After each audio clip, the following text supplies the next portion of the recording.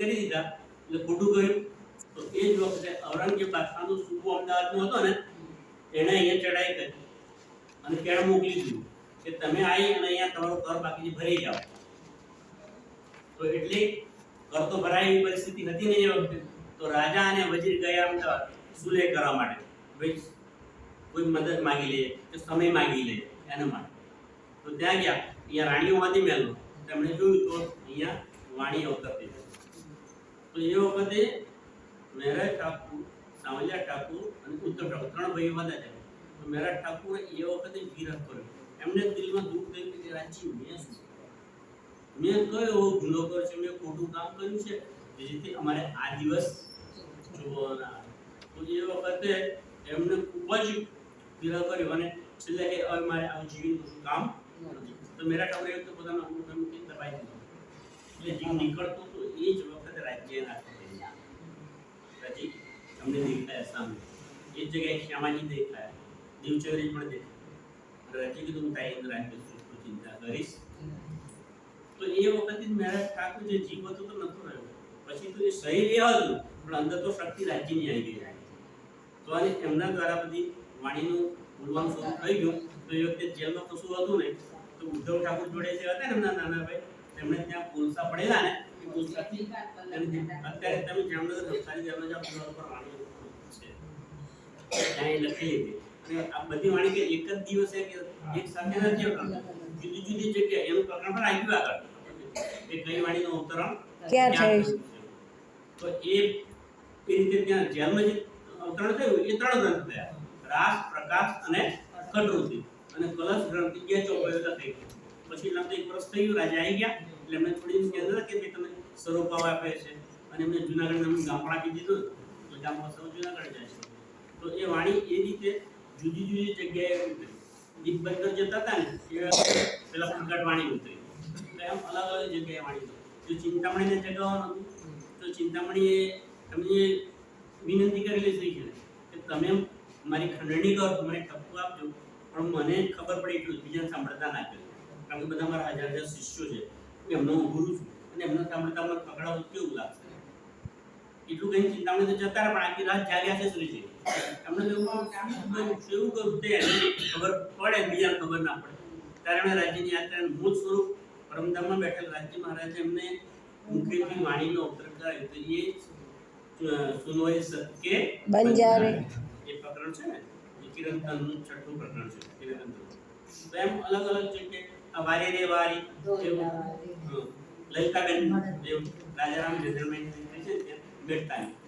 એને સમજાવવા માટે ત્યાંથી પ્રકરણ વારે રે વારી. તો એમ અલગ અલગ જગ્યાએ બધા પ્રકરણો. જ્યારે ધોરાજી આવતા હતા રસ્તામાં ગાળા બેસીને આવતા હતા ત્યારે મહેરાજ જોયે છે કે ગાળા બળદગાડું પેલા બળદુથી ખેંચાતું ત્યારે પેલું પ્રકરણ ઉઠ્યું ધોરીડામાં મૂકે તારી દોસરી. એમાં બધા પ્રકરણો અલગ અલગ જગ્યાએ.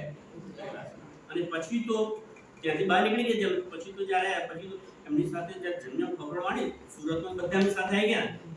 સુરતનો ભીમજીભાઈ આગેવાની નથી કરી અને એમને પોતાની અક્ષરાથી તરીકે એમની ત્યાં આરતી ઉતારી. જોડે બાજુ રસ્તે પર બેસાડ્યા હતા એ છોકરી ભાઈ. તો એ વખતથી પછી જે બોલે ને એ લાગે આમને આવીશ આવ્યું છે અને એ વખતે રોકતા હતા ફટાફટ. એ વખતે ત્યાં જે આજુબાજુ સુરતા હતા ને એ બધા ફટાફટ લખવા બેસી જતા હતા. એ આગળ આવશે પન્નાની પુસ્તક આવશે ને ત્યારે કોણ કોણ લખે છે કઈ વાણી પુસ્તક કોણ બોલશે એ આગળ આવશે એટલે આપણે ઉતાવળ નથી કરતા. વચ્ચે મેં કાંતિભાઈને નૈતાભાઈને કીધું કે આપણે 4-5 દિવસનો પતિ એવું કરીએ એટલે વચ્ચેના જે નામ છે બીજા પ્રસંગો જવા દઈએ અને જે જાણવા જેવા છે પ્રસંગો લઈએ બધા પન્નાની વિગત લઈ લઈએ અને પછી પૂરું કરી દઈએ. પણ એમને ના પાડ્યું કે ના એવું નથી બધા સાથે જણાવ્યું ને ઈચ્છા થાય કારણ કે એમને કેટલા જ પ્રમાણમાં સંબંધીઓ મિત્ર છે એ લોકોને આ જુએ કે જાણવાની ઈચ્છા છે કે ના શું થયું છે અને એ જ સાચી વસ્તુ છે. બાકી અમે જો સંતરાપુર મંદિરમાં ફતેહપુર છે ને હિંમતનગર ત્યાં મંદિરમાં જયંતિ મહારાજ વડોદરા મુકાવો એ કરતા હતા. એમણે કેટલા મિત્ર પૂરું કર્યું 15 દિવસ 15મા દિવસે ના બધું બધું ના વાંચે છે એક બે પાંચ થી વાંચી લીધી એનો સાર મુખ્ય કહી દીધો ચલો ભાઈ 15-20 પાંચ કરી દો બે પાંચ કીધું મુસ્લિમ નામ મે પહેલી નામ હે ડોક્ટર નું કીધું હું નામ તો મેં પહેલી રાખે મુસ્લિમ નામ ડોક્ટર લેતા હા એ કીધું ના નામ નથી કહેતા હા એટલે તમે ના ડોક્ટર એવું કીધું એમન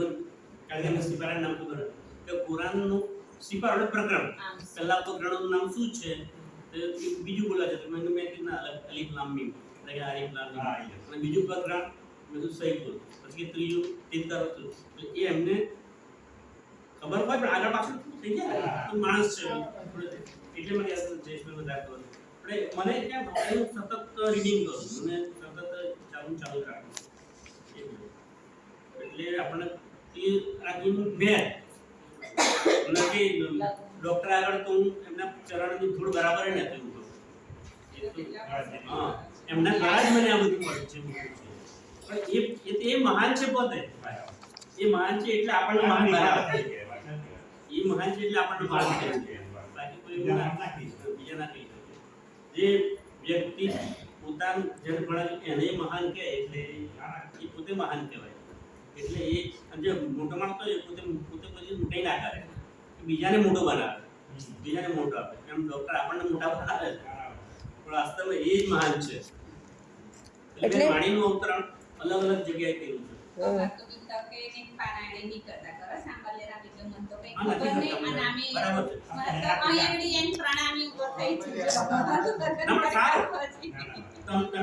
અંબાલારામાં છે ને સુંદર સર છે પણ અમાર નથી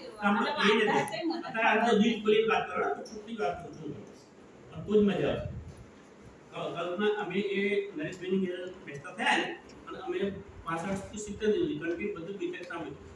તો છતાં મને ઈમાન આવી ગયો ભાઈ નામ 1 મહિનાની અંદર મને જિંદગી ઈમાન આવી ગયો અને પછી મેં બધું છોડી દીધું અને મેં તો એ પછી હનુમાનજી પ્રાણ કરી ત્યારે પતી પછી કોઈ નહીં સિવાય રાજ્ય એકલા ત્યાર પછી એ વખતે અમારા નિલય નહોતો જે જીગર વચ્ચે એક બીમાર પડી ગયો જીગર એકલો હતો બીમાર પડી ગયો તો આમ ઓરી નીકળે ને તો બધા આજુબાજુ કે આ બાધા રાખો લીમડાનો પાન લાવો ખાનાનો કરો ઢેકણું કરો એમ તો તારે જે કર્યો તો મને કશું કહીશ હું તો રાજ્યની પ્રાર્થના કરું છું એટલે સારું કરે અને રાજ્યની ઈચ્છા હશે કે નથી રાખવું તો લઈ લેશે ચિંતા નહીં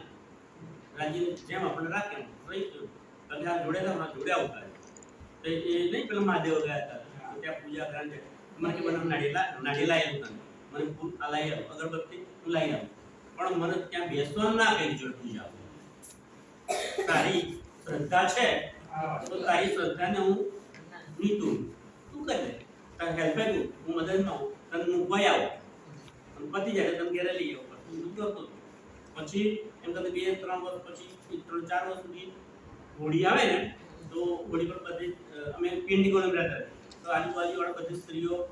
થાળીમાં દીવો લઈ જાય ધાણી ને ચણા અને નાળિયેર પૂરી પૂજાય એ પણ જતી હતી 3-4 હોળી સુધી પણ પછી એને પોતાને પછી ઘેર રાજ્ય લઈ દીધેલા અમે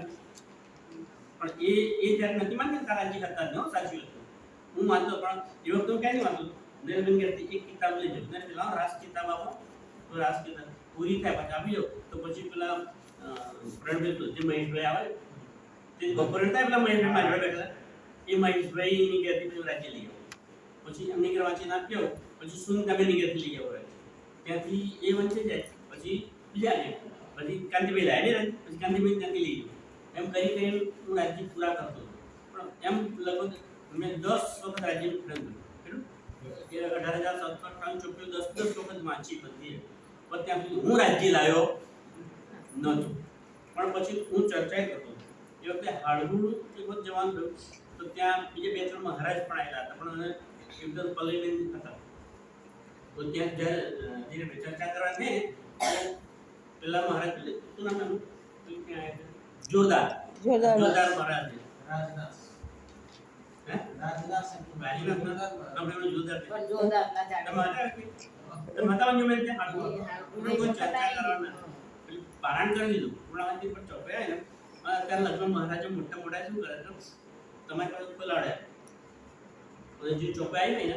એ બોલે પણ ચર્ચા તો મનની હોય જ કરે એ ચોપાઈની ચર્ચા ના ચોપાઈ હોય એની ચર્ચા મનમાં હોય ને જે પોતાને ખબર હોય એ જ કરે જેવું કે ત્યાં ચર્ચા કરવાનું થાય તો પેલા કે તમે પલાઈમેન્ટ કે કોઈ નહીં કરે વાર જઈશ કરશે ફટાકડે પણ જે હોવા થઈ પલાઈમેન્ટ તો કે ખબર છે એ કોઈને વાત એ તો ઓર્ડર જ કરે પલાઈમેન્ટ તો તામસી શકી હતા એ તો ઓર્ડર છે જે લોકો નહીં આપ જબ એ સ્ટેજ પર ચર્ચા કરવાનું બેસવું જ પડે તરત જ સ્ટેજ પર બેસી ચોપાઈ જે નીકળે એની પર ચર્ચા કરી ઘણો કલાક ચર્ચા કરી એટલે એ હતું છતાં મારી રાજ્ય નતા પણ એ બધું પતી ગયું પછી એ જોરદાર મહારાજે ત્યાં ઉભા થઈને હું 2 શબ્દો કહું તેમણે 10 મિનિટ અમે હમણે કીધું કે આપણે કોણ ભાઈ આપણે બધા કોણ છીએ તો સુંદર સાહેબ એટલે કોણ બ્રહ્માત્મા બ્રહ્મમુનિ અને એને શું કહેવાય આપણે વાણીમાં અને એમાં શું કહીએ છીએ તારતમ બોલીએ ત્યારે તારતમ બોલીએ તો કે જબ ये सुख देव ब्रह्म सुख में अंगना तो આપણે એ અંગના નાર કહેવાય એ ધણી આપણે કે ધામ કે ધણી ધણી અને આપણે એની ધણીને કહેવાય પણ ક્યારે કે સુહાગીન નાર છે ને તો કે સુહાગીન નાર ક્યારે કહેવાય સુહાગણ સ્ત્રી ક્યારે કહેવાય એનો પતિ હોય સ્ત્રી છે ને સુહાગણ હોય ચાંદનો માડે કંકણ પહેરે હે ને એ બાહ્ય લક્ષણ પણ સુહાગીન નાર ક્યારે કહેવાય એનો પતિ જીવતો હોય તો એ સુહાગીન કહેવાય પતિ ના વિધવા કહેવાય ને તો એમણે મહારાજે કીધું આમાં કેટલી વિધવાઓ છે અને કેટલા સુહાગીન છે બોલો કોણ બોલે હા તો સાચું કીધું કહેવાય એ જાહેર એ સમજાવ અડધો ખબર કે ભાઈ સુહાગીન ના એક કહેવાય કે જેની પાસેનો પતિ હોય જેની પાસે એનો પતિ હોય કારણ કે ભાઈ તમારો પતિ છે તમારી પાસે હા એ રાજી લાયા છે તો એ સુહાગીન નાર છે એ વખતે મને દિલમાં થયું કે હું સુહાગીન નાર નથી એ વખતે ભલે મેં ચર્ચા કરી બધું કર્યું પણ રાજ્ય એમને આપ્યું હશે મને કેવડાવવા માટે મને ફટકું આપવા માટે તેમણે કહ્યું સુહાગીન કોણ છે આમાં સુહાગીન નાર એટલે કે સ્ત્રીઓની વાત નથી કારણ કે બધી તે પરમધમની આત્મા સ્ત્રીઓમાં કોઈ બિરાજમાન છે પુરુષોમાં છે તો હું કહું રાજ્ય મહારાજ ધણી હું ધણી તો હું સુહાગીન નાર ક્યારે કહેવો મારી ઘેર મારો ધણી હોય ત્યારે તો મારી ઘેર રાજ્ય છે ને ત્યારે આવીને તરત જ અઠવાડિયામાં રાજ્ય લઈ આવ્યા બરોડા જઈને હવે દાવા હાથે કહું અને હું સુહાગીન નાર મારી ઘેર મારો રાજ્ય છે તમે લઈ આવ્યા મુકેશભાઈ આપે હા એ તો આપણે પૂરા કર્યા કાંતિભાઈ માટે લાવા લઈ ગયા પણ તમે વિચાર કરો કે કહેવું સહેલું છે કરવું અઘરું છે હું ચર્ચા પણ કરતો નથી કરતો પણ હું રાજ્ય નતો લાવ્યો કારણ કે વેલાઈ દીધા સાચું કાંતિભાઈ તમે રાજ્ય લાયા ત્યાં હું લાવ્યો તમે હું નતો લાવ્યો એટલે મારા કરતા એમાં કોનો વધારે કહેવાય બધા ઘેરથી લાઈન વાંચતા મહેશભાઈના ઘેરથી કાંતિભાઈ હું વાંચતો હતો તમારા કલમ ઘણી વાત બોલે બીજા કે લઈ લે વાંચો જાતે લઈ પછી અમે લઈ આવ્યા અને આ તે કેવડાથી જ થઈ ને પહેલા હું કેવડાથી જ કરતી ત્યારે તો મને મંદિર મેળવા આવતા નહીં હા શંકર કોના માટે કેવડાથી જ કરે મને મૂકવાય આવે શ્રીફળ લઈ લે થાળી લઈ લે એ કોઈ જરૂર નથી તું ગમે તે કેવડા કે કઈ મારું જે ચાલે થવાનું છે ને હશે એટલે તું કોઈ ભગવાન તારો પણ રોકવાનો નથી. નથી. આપણો ધણી એક જ છે એની પૂજા કરવાનું ભાઈ કરતી એને કેવડા એ તો મને મૂકવાય આવે મહાદેવ એમાં આપણું બહુ મહત્વ આજે એટલી બધી ચર્ચા આજે જે એક જ વખત કલાક ચર્ચા સાંભળી અને પેલા આહેડના સુંદર સુંદર આવ્યા એ ઈમાન લાવી દીધો કયા નામ આવ્યા પણ ગોદાવરીબેન ગોદાવરીબેન. આ યાદ રાખો ગોદાવરીબેન છે પણ શું છે આ આહેડ છે અહીંયા ને એ તો મોટી બેન નતા બોલે. મોટી બેન તો મસ્કરી કરતા હતા હા. મોટી બેન તો શ્રીજીની સાથે મસ્કરી કરતા હતા પણ આ ગોદાવરીબેન પણ નામ આવ્યું ને આ ગોદાવરીબેન. રતનબાઈ અને ગોદાવરી એ બંને બહેનો છે પણ સુધી શ્રીજીની જોડે જોડાઈ જાય અને છેલ્લે શ્રીજીને મર્દન કરવાનું એટલે માલિશ કરી આપવાની સેવા કરે છે પછી માથામાં તેલ નાખવાનું શ્રીજી એ સેવા ગોદાવરીબેન કરે છે આગળ અગરદાસ અને ગુલજી એ દર્પણની સેવા દાઢી બનાવે છે પ્રેમદાસ નામના નાય હોય છે એ જ્યારે શ્રીજીની દાઢી બનાવે અગરદાસ અને ગુલજી બે સુંદરતા સામે રીતો લઈને જો આવું મજા જો છેલ્લે બધી ગયું અને આ ડોક્ટર હતા તાર તો પૂછતો નથી ખાસ ડોક્ટર તો બહુ પૂછતા પણ પહેલી વાર બીતા એટલે નથી પૂછતો તો હું ઘણી વખત પૂછી લઉં બીજી વાર ફરી બીતા કરીને તાર પૂછું મને એમ યાદ આવશે કયા કયા માણસો કઈ કઈ સેવા કરતા હતા બોલો શ્રી પ્રાણનાથ